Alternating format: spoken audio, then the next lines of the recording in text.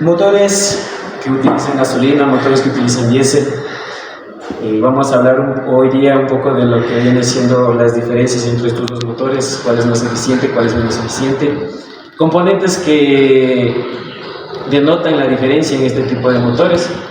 Para aquello nos encontramos el día de hoy con el ingeniero presente, Cristian Lochamín. Ingeniero, muchísimas gracias por este tiempo que nos brinda. Cuéntenos, ingeniero, ¿cuánto tiempo lleva en este mundo de la mecánica automotriz, hablando en el campo laboral y en el campo estudiantil? No, pues como todos empezamos. A ver, bueno, muy buenas tardes con todos.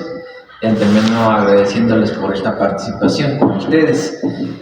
Bueno, dentro del campo profesional, yo ya llevo ya más de 15 años dentro del campo profesional, en el tema de los motores, tanto motores de gasolina como motores de diésel, sistemas de inyección de igual manera, tanto sistemas mecánicos como sistemas electrónicos.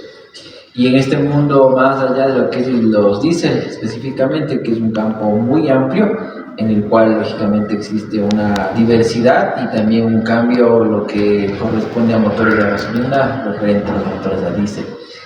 Dentro del campo, digamos, académico, de igual manera yo soy tecnólogo automotriz, de igual manera soy ingeniero automotriz, ahorita me encuentro haciendo una maestría, de igual manera también me he desarrollado en lo que son cursos de capacitaciones, lo que son sistemas de inyección diésel, mecánicos, electrónicos, LDI, que es lo más actual que se encuentra actualmente, ¿no?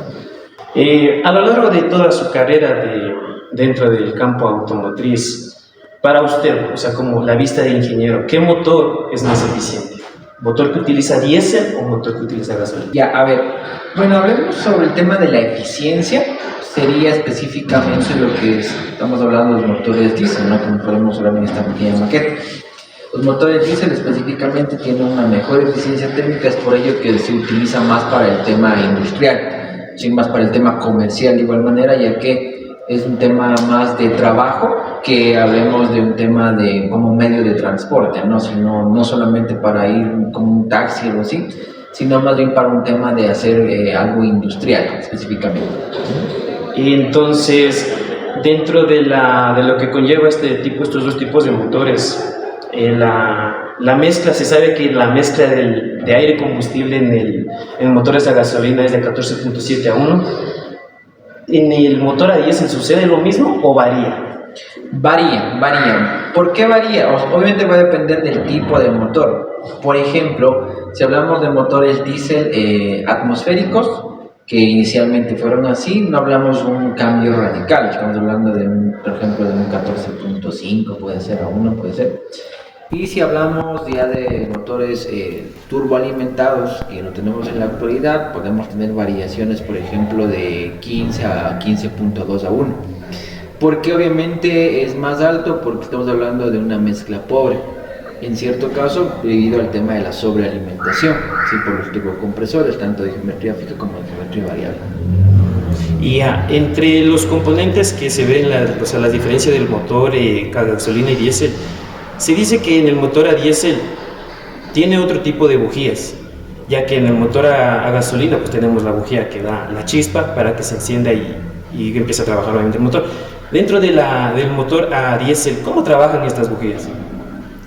Ya, a ver, hay que diferenciar ahí que, bueno, si lo relacionamos por su nombre, podríamos hacer esta similitud, pero hay que recalcar que en un motor a diésel no tenemos bujías, si lo queremos comparar como en el motor a gasolina, porque su funcionamiento es diferente. Sabemos que un motor a diésel se autoinflama, es por autoignición específicamente, por su alta compresión.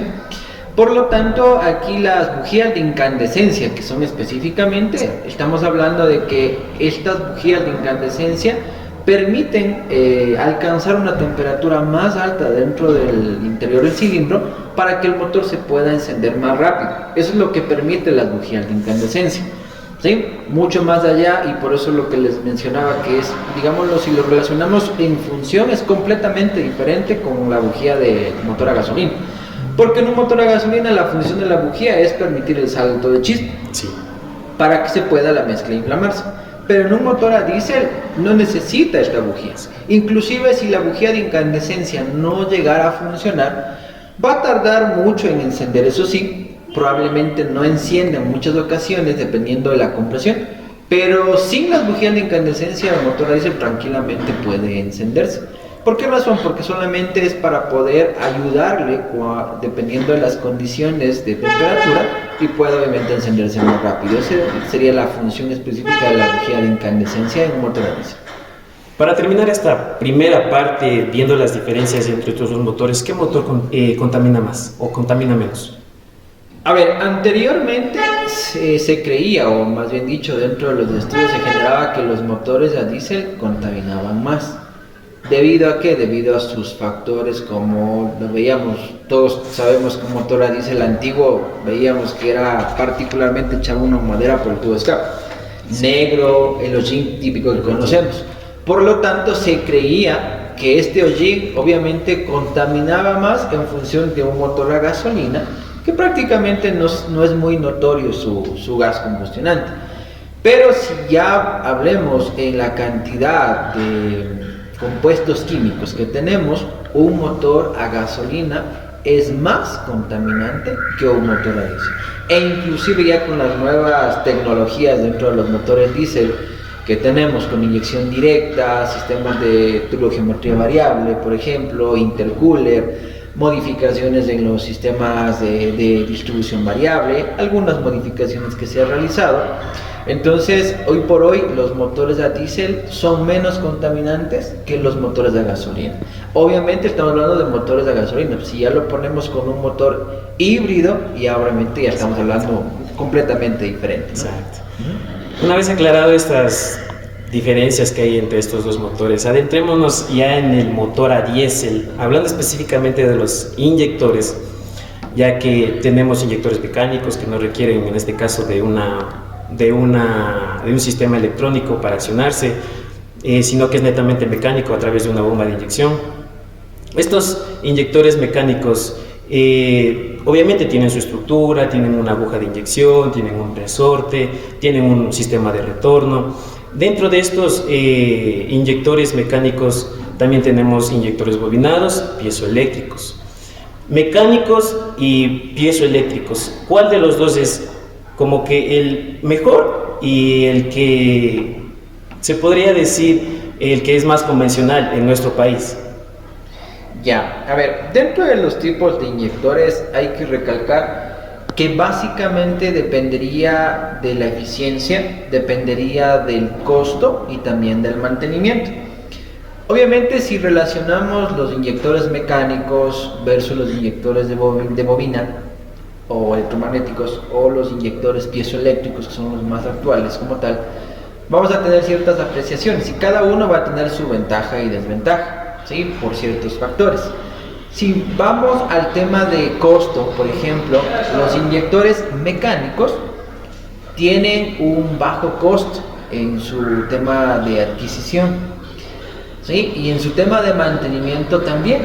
Probablemente los inyectores mecánicos, en la mayoría de casos se puede repararlos, ¿sí? Es fácil su comprobación también. No necesita, por ejemplo, de un equipo de alta tecnología para poder, obviamente, realizar su comprobación o calibración. Si hablamos del inyector de bobina o electromagnético, también ya implementados en los sistemas RDI, por ejemplo, en uno de los casos hablemos en los sistemas EWI, GEWI, específicamente. Entonces, en ese caso ya hablamos de que si hablamos de costo comparado con un inyector mecánico es mucho más alto, ¿sí? Y en muchas ocasiones los inyectores de bobina, prácticamente si se llegara a quemar la bobina, digámoslo en este caso, ya tocaría cambiar completamente la unidad, lo que implica un alto costo. Si hablamos en tema de, por ejemplo, de eficiencia, ¿cuál va a ser más eficiente entre estos dos que ahorita estamos haciendo la analogía? Serían los inyectores de bobina. ¿Por qué razón? Porque los de bobina vamos a tener un mejor control. ¿Quién va a controlar esto? La unidad, la computadora, la EDC. En cambio, en los inyectores mecánicos no existe un parámetro que alguien lo vaya controlando, ¿sí? Ahí el control solo va a ser por elevación de presión. Entonces, ahí la secuencia, la cantidad que va a ser suministrada de combustible va a ser indiscriminada. ¿Por qué razón? Porque no hay quien lo controle. Por lo tanto, ahí vamos a tener un alto consumo de combustible en los inyectores mecánicos. Vamos a tener de pronto, si hablamos de emisiones contaminantes, también van a ser más elevados, versus los inyectores de bobina, que ya tenemos que es más controlado, menos consumo de combustible e inclusive más potencia. ¿Por qué razón? Porque los inyectores, al tener unas mejores prestaciones en base también a las mejores presiones que tiene, va a tener obviamente una mejor eficiencia en la combustión y por consiguiente tendremos también un tema de prolongar la vida útil del motor y así como también tener una mejor potencia, ¿sí? Dentro de ese punto. Ya, en los inyectores de diésel en específico, todos tienen un retorno. O sea, hablamos de inyector mecánico, sí, por ley tiene un retorno, pero dentro de los inyectores bobinados y piezoeléctricos, ¿existe un retorno al igual? Claro, sí, todo circuito hidráulico de alta presión siempre va a tener un circuito de retorno. ¿Por qué razón? Porque va a haber presiones que no van a ser utilizadas, de pronto un mal funcionamiento del inyector, por lo tanto esta elevación de presión o más bien la cantidad en exceso de combustible que existe, que no es aprovechada en la inyección, tiene que ser obviamente abastecido a la línea de retorno. Y para dar como que mantenimiento y diagnóstico, se realiza, ¿no? Como que se le pone unas cañerías de transparentes para ir viendo cuánto retorna el diésel. Dentro de los inyectores mecánicos, igual pasa en los inyectores piezoeléctricos, para diagnosticar más que todo si es que qué inyector está inyectando la cantidad correcta de diésel. Correcto, sí, o sea, existen varias formas de diagnóstico, ¿no? En el tema de retorno. De hecho, con los inyectores mecánicos no se solía utilizar mucho la comprobación de la línea de retorno. No se sabía comprobar porque obviamente más lo que se comprobaba en los inyectores mecánicos era el tema de la pulverización, el tema de la elevación de presión, la presión de apertura, mejor dicho, del inyector, y también si no tenía una fuga de presión dentro del inyector. Estamos hablando de un problema en la tobera, ¿sí? Y la línea de retorno no se le tomaba en cuenta en los inyectores mecánicos, más bien al contrario, ya con la evolución en los sistemas de inyección electrónica, los CRDI iniciales, hablamos con inyectores bobinados, existe varias formas de comprobación. Una es lógicamente en el banco comprobatorios desmontando los inyectores, y hay otra manera es en la misma línea del mismo motor. Se le puede comprobar con unos aditamentos, son equipos especiales que se les pone en cada línea de retorno en la parte superior del inyector, porque por lo general son así, la marca Bosch, y vamos viendo la cantidad suministrada de retorno en cada una de las probetas. Todas tienen que ser iguales, lógicamente. Es como cuando nosotros hacíamos una comprobación en banco de los inyectores a gasolina. Algo similar, pero en la línea de retorno. Si hay mucho retorno, si hay poco retorno, ya tenemos complicaciones. No es tampoco que tenga mucho retorno, es un problema; que tenga poco retorno, también. Entonces, ahí obviamente hay un tema en particular, un parámetro estándar que se debe respetar para determinar que los inyectores están trabajando de manera correcta.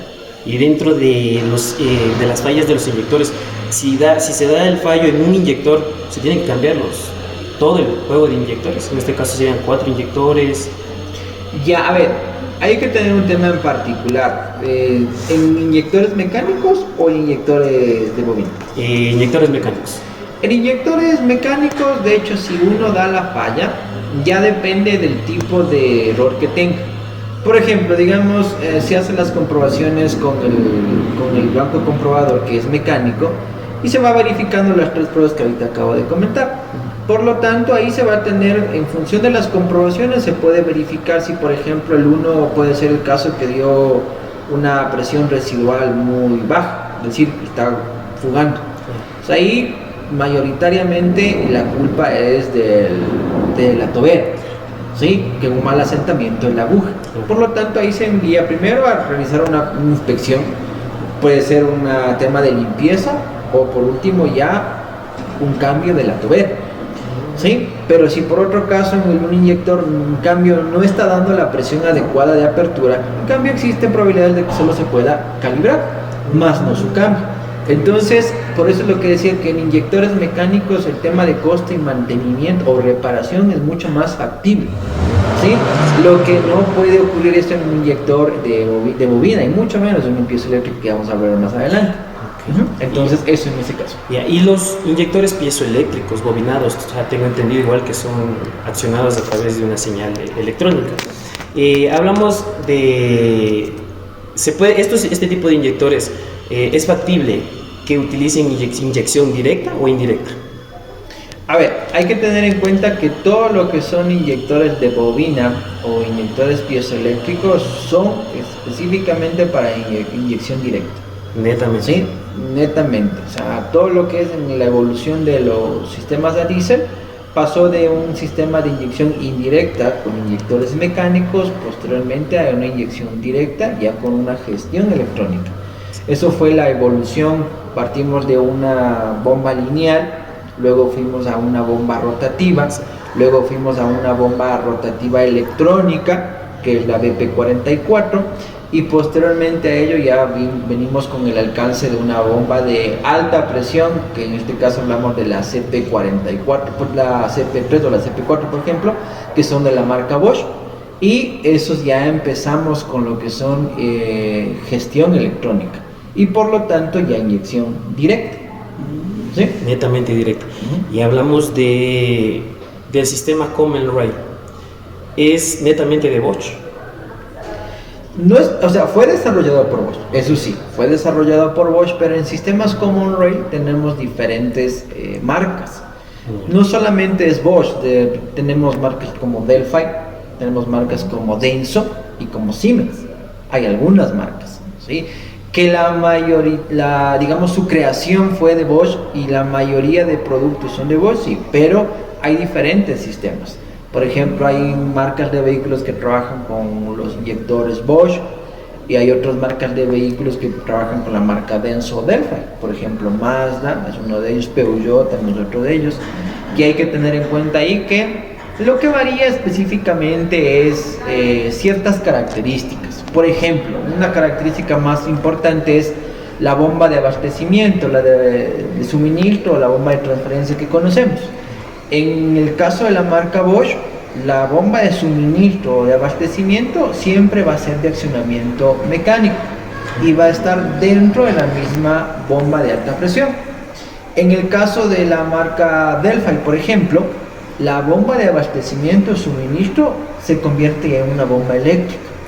¿Y dónde está esa bomba eléctrica? En el tanque de combustible. Y esa bomba eléctrica que está en el tanque va a abastecer de diésel a la bomba de alta presión.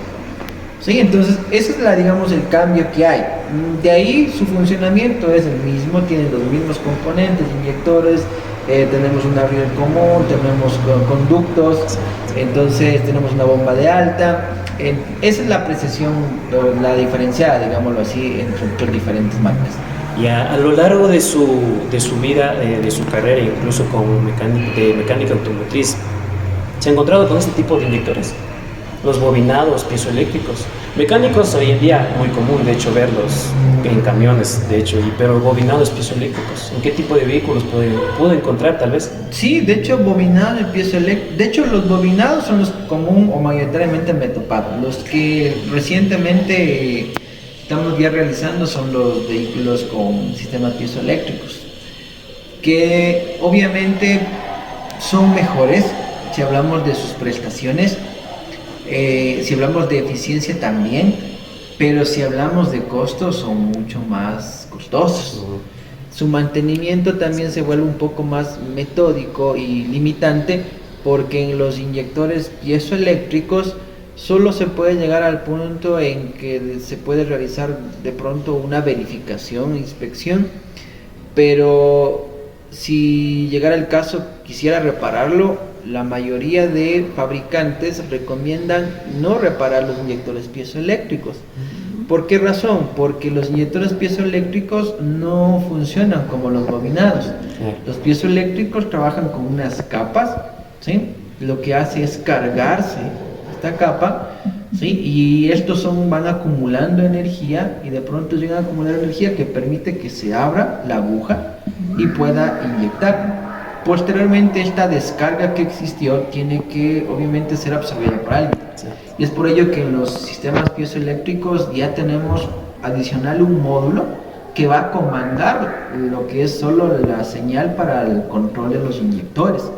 De hecho, tenemos unos condensadores de alta potencia, se llaman, los IGBT, para poder absorber esta alta tensión.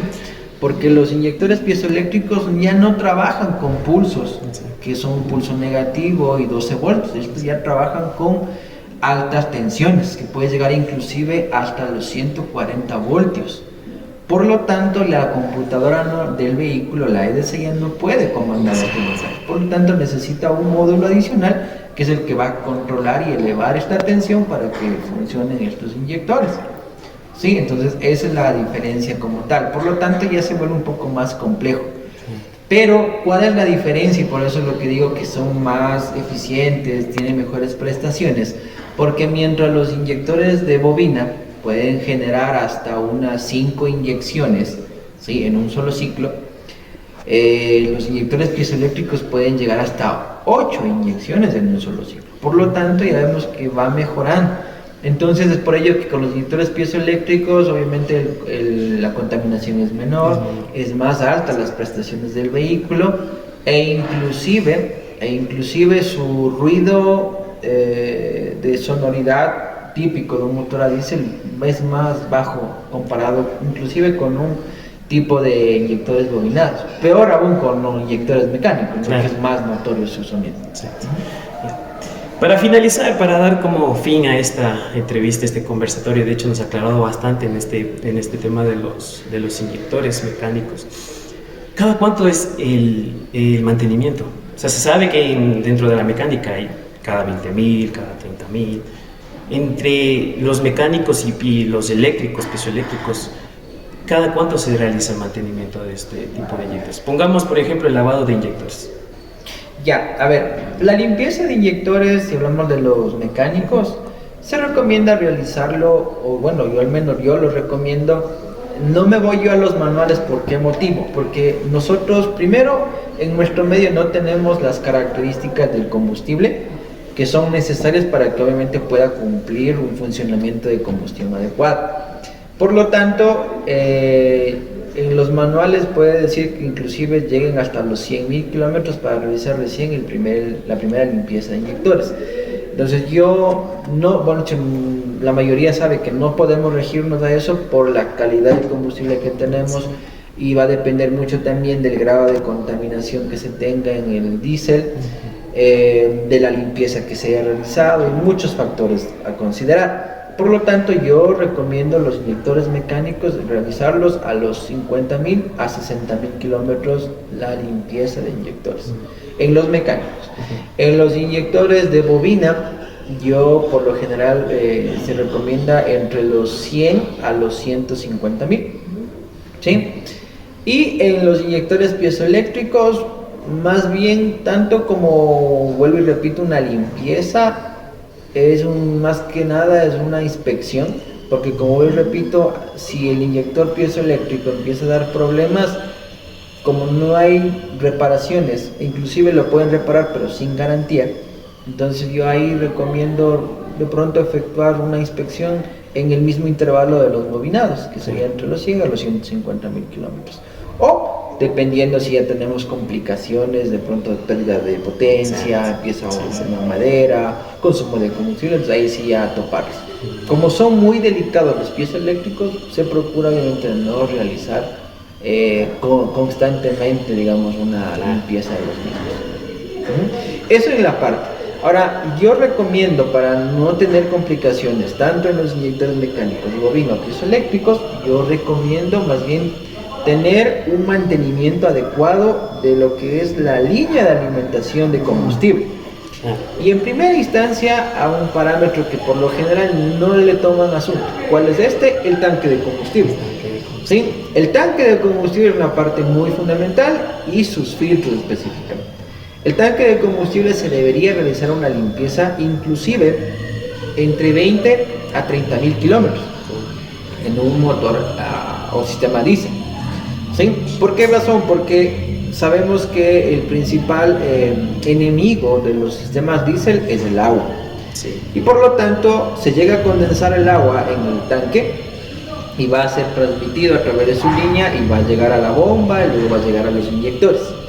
¿Sí? Entonces yo procuro o les recomiendo más bien siempre hacer un mantenimiento de los tanques en el intervalo que les acabo de mencionar y también obviamente cambiar los filtros, tanto primario o secundario dependiendo del sistema. Y adicional a ello una recomendación que de pronto ustedes a la larga lo pueden hacer también a sus clientes o conforme ya vayan aumentando sus conocimientos es instalar una trampa de agua o un filtro raco que se llama. Sí, normalmente la mayoría de sistemas no vienen con ese filtro raco, vienen con el tradicional filtro único y listo. Entonces, en el filtro raco, ¿cuál es la ventaja de ese filtro? Es que es un tema de variación de densidades, por lo tanto el agua como es más pesado se va a la parte inferior y solo va a permitir el paso del diésel. Y obviamente en la semana, dependiendo de lo que esté contaminando, se tiende a drenar y quito el agua y obviamente el diésel sigue fluyendo. Entonces esa es la recomendación que también les hago, instalarse uno de esos filtros en caso que no lo dispongan. Escuchamos recomendaciones, de hecho, un ingeniero, que se deben a la larga tomar en cuenta pues para ahorrar, incluso hablamos de tema de costos, también ahorrarse en el mantenimiento en algunos aspectos. Para finalizar, de repente, ¿alguna pregunta? Compañeros presentes.